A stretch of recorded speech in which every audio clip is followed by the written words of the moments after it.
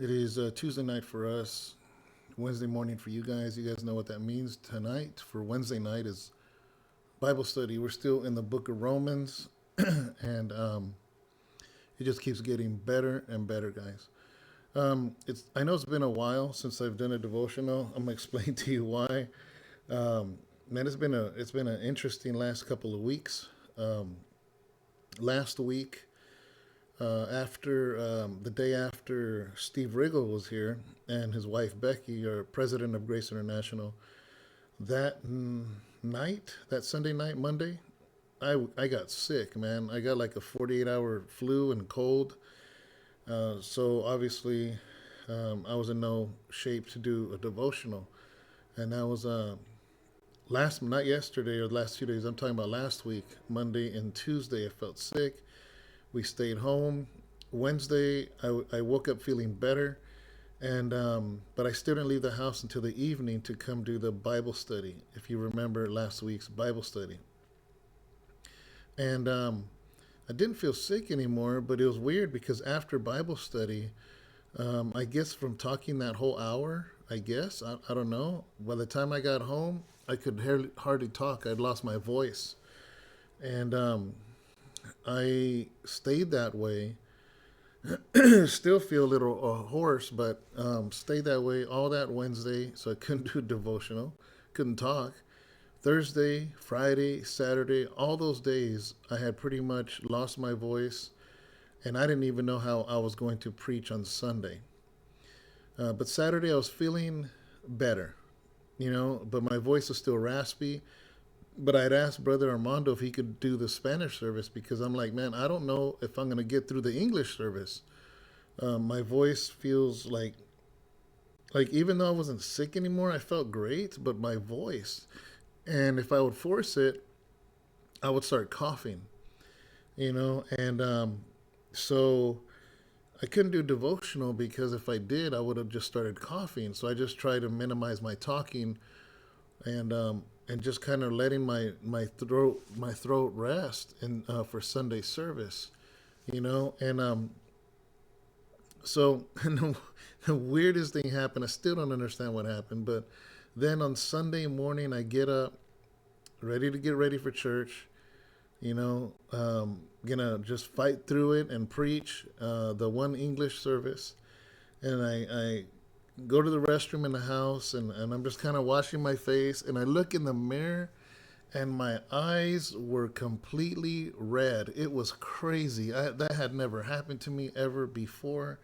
I'm just like, what's going on, And so I ended up putting some eye drops in, and it cleared it up. By the time I got to the church, which is 35 minutes from our house, they were red again. So I came into my office right before service, put some drops in it, and it cleared up enough for service.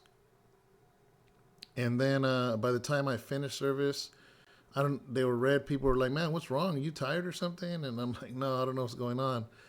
I went to the podcast room, I think, and put some drops in because there's a couch there. Kind of closed my eyes, laid down, closed my eyes for a little bit, and let it clear up. That kept happening all Sunday, so you didn't get a devotional Sunday night with Monday morning because my eyes were just super red.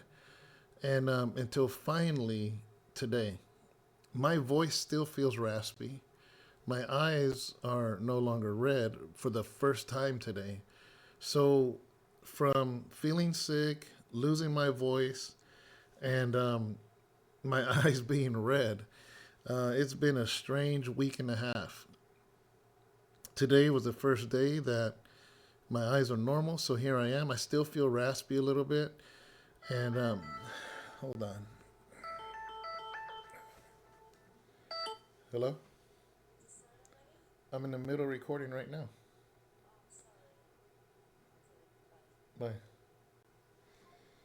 That was Sharon. I just told her I was going to do a devotional. I told her for the reason of, for she won't call me, and guess what? She called me.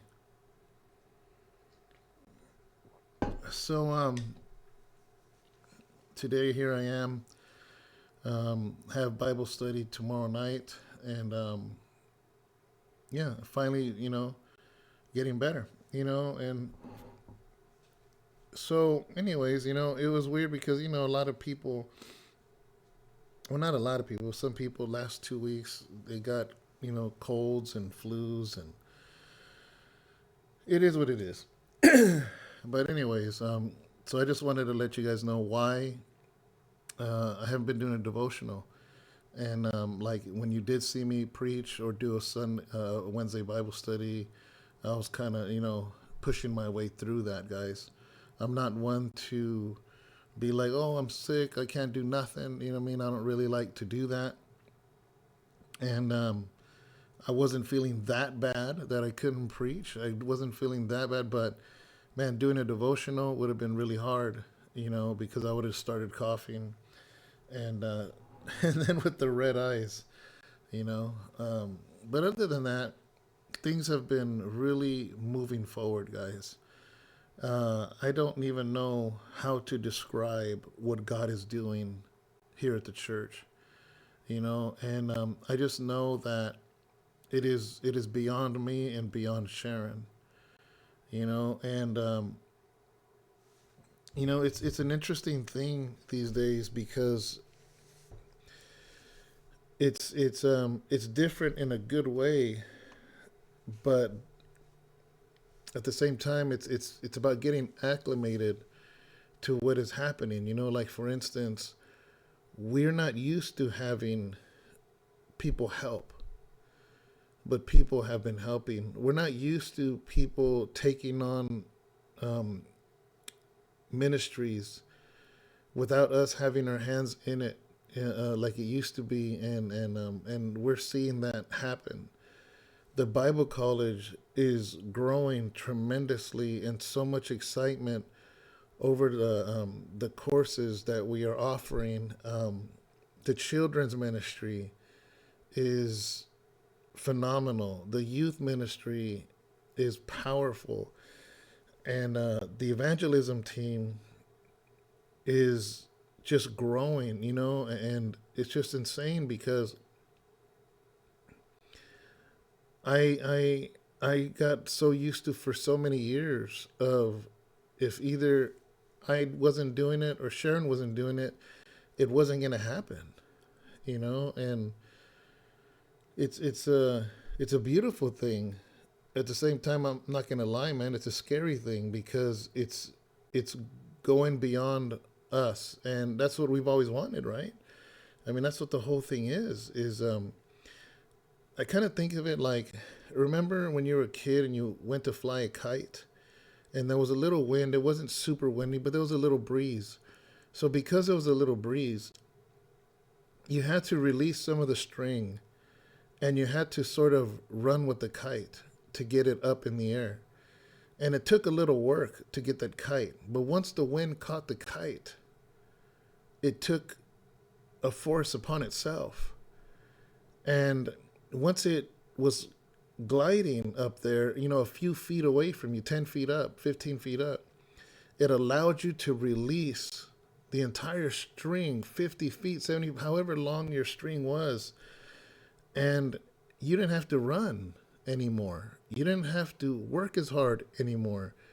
You just had to concentrate on releasing it, but yet holding tension in order to keep it in the air. Because if you let it go, when there's no tension, the kite dives and falls, But when you hold on to it with the perfect tension, it just glides up there. And that's kind of like what I relate it to, and it's a beautiful thing to see, and I realize now how critical I was many times before, because I remember like getting out of prison and visiting churches, and I'm not saying I had this mindset, but once in a while it'd pop in my head and I'd go and I'd be like, man, it must be nice.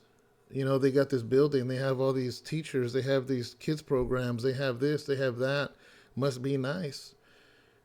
not realizing that I don't know the origins of that place. I don't know the blood, sweat, and tears that got put into creating what it had become, and that just blows me away now because I see people come now for the first time, as if we're a brand new church, and they're just excited because I I I, I try my hardest to preach things biblically in context in a way that pleases the Lord. And we want to have children's but not babysitters. We want to teach them the word and have youth but not be sitting, just entertaining them, but teaching them the word. And we're seeing it. We're seeing the kids worshiping, and we're seeing, and it's just, man, it's just exciting, guys. It's a really exciting time for us, and these are moments that I'm never gonna forget. Regardless of what happens in the future, and well, like I told Pastor Steve Riggle, I'm like, I'm not trying to have a big church, and I just want to build and be around the people that God is sending us. And I unfortunately I understand something that, how I always say that Jesus is the senior pastor of this church, because I can't be at all places at all times. It's impossible. No matter even if I wanted to. I mean, I get tired, I get hungry, I need to sleep just like everybody else, and and I think what happens, I think, sometimes if somebody is going through something, um, maybe because when you're going through something, you feel like you're the only one going through it, and maybe nobody gives benefit of the doubt to the pastor, thinking like there's probably 50 people in the congregation that are also going through something just as traumatic, and and then maybe somebody feels left out or ignored or whatever, and I'm just like, how do you do this? How can I do this? And you try to do your best. You try to do your best, and just pray like, God, give me wisdom to be able to be the pastor that the people here need. At the same time, I'm not Superman, and I don't think anybody expects me to be, but I think sometimes in troubled times, we maybe expect more from some people. And unfortunately, maybe that person can, or we can't read minds, I can't read people's minds, I don't know. But overall, man, it's been an amazing experience, and just to see the people grow. And that's where I get excitement from. Not so much growing in the as far as congregation, because honestly, we're packed out every Sunday. So I'm not sitting here like begging God for more people. Um, what excites me more is when I see somebody come in, get saved, and slowly learn about the God that they surrender to. And that is so powerful to see when I see growth, when I hear brothers or sisters like they're just in the lobby talking, and from the first time when they first came to being saved for 2 months or 6 months later, and it's just like so powerful, and I just get so excited to see that, to see the growth, to see the maturity that's growing, and that's what this whole thing's about, to be able to see growth, and even amongst many of you that you comment, and you, or you'll say things in the comments, or you ask questions, or on the Bible studies or things like that, and I rejoice over you also, and I hope in the same time you're rejoicing for us for what God is doing. um, this is not easy. It's not easy at all, and I'm not complaining, but I'm just simply saying that it's not easy, straight up. and I'm doing this because God has called me to. Because I think if I was doing this out of my own will, I would have gave up a long time ago. It would have been easier to have just found a career and found a job in a career and do that and then retire, and just live my life, with my wife and my family. But like it says in the scripture, Jeremiah chapter 20 verse 9, that he says, I will never speak in your name again. He goes, but I couldn't stop. It was fire in my bones and I had to let it out. I'm paraphrasing, but that's kind of how I feel, and that's why, like, whether it's preaching or Bible study or writing a book or whatever it may be, like right now, for instance, right now, I don't know if a lot of you know, but I wrote a book called "Who Are You? Identity." Well, I got it right here. Let me show you. Who are you? Identity in Christ. And I was thinking about that because that all started from a seminar I used to do. I used to do a seminar maybe 3 times a year, and I'd only get like 30 people at a time, and I saw that it was effective, but not as effective as I wanted it. So I stopped doing it. And then I tried splitting it into two because at first it was a 6 hour seminar, like on a Saturday morning all the way till the afternoon with some breaks and lunch break. And I saw that it wasn't as effective as I wanted to. And then I split it. I tried to split it into two. I tried doing it one-on-one. I couldn't quite, But now that I'm doing the Bible college and I'm getting the hang of it and we have a classroom, I say, you know what? Why don't I turn this into a course? I turn it into a course. Use this as a textbook. I have another book from a different author that I like to infuse with it, and I'm making a workbook to go along with it. And I'm like, this is great because now I could really, do it because like. Let me see. I have a workbook I did, but I'm redoing it. See, like the Bible college that I have? See, like these are the workbooks. And I said, I can do this. I can make one of these for my book. And I thought I had one here. Maybe not. Oh, wait.